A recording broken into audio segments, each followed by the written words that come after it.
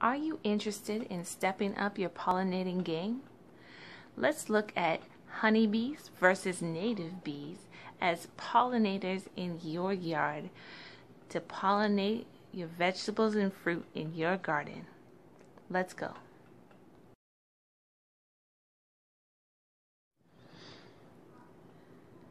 Sometime last week, I was out in my garden as usual, and I noticed my first honeybee of the season. It was early June. I feel like it was later than last year, but that is an important point to note, that honeybees don't come out of hibernation as earlier as many native bee species do.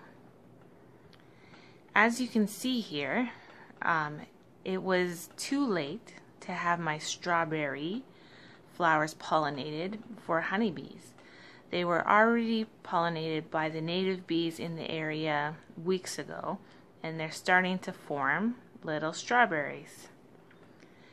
There are other flowers in my garden too that have already been pollinated. As you can see here, my turnip flowers, which is a favorite of all the bees in the neighborhood, it seems, have been being pollinated for weeks on end by native bee species before I've even seen a honeybee this season. These are chamomile flowers that were coming up from last year. They were in last year too, and many of them have been pollinated by native bee species. So that's something to think about in your yard.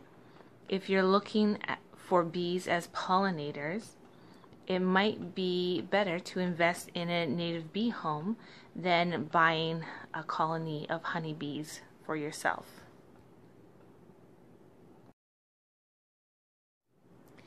We all know there's benefits to having honeybees, but native bees perform better in the climate they're in because they were made for that climate, and honeybees need support to compete on that level.